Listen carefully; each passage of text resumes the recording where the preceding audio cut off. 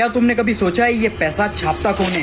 ये सारा पैसा सप्लाई आ किधर से रही है? अगर तुम्हें लगता है कि गवर्नमेंट ये पैसा छापती है तो ऐसा बिल्कुल नहीं है। गवर्नमेंट के पास इस चीज का पावर नहीं है कि वो पैसे को छाप सके।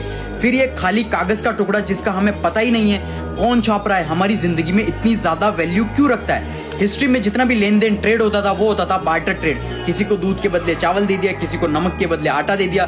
फिर सोने के सिक्कों पर ट्रेड होने लगा क्योंकि सोने के सिक्के कुछ ना कुछ वैल्यू होल्ड करते थे।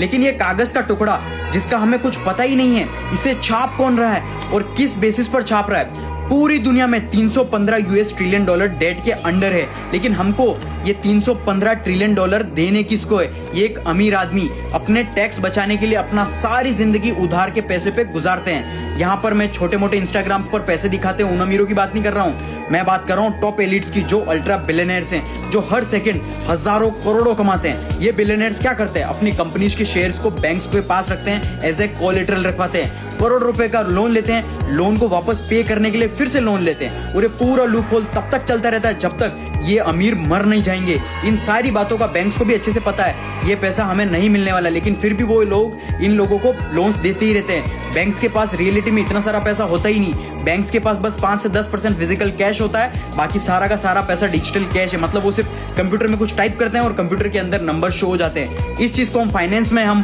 फाइनेंशियल रिजर्व बैंकिंग बोलते हैं। ये सारी चीजें बहुत ही ज्यादा कॉम्प्लिकेटेड बनाई गई हैं ताकि कोई गरीब और मिडिल क्लास कभी समझ ही ना पाए। लेकिन अगर तुम थोड़ा सा फोकस करोगे तुम्हें समझ में आ जाएगा कि ये सिस्टम डिजाइन ही इस तरीके से किया गया है कि मिडिल क्लास और गरीब लोग हमेशा इस कागज के टुकड़े के नीचे दबे रहे और टॉप एलिट्स बिलियनर्स उनका पैसा वेल्थ ग्रो करते ही रहे, हर दिन अमीर बनते ही रहे। ऐसा और वैल्यूबल कंटेंट के लिए मुझे फॉलो जरूर कर लेना।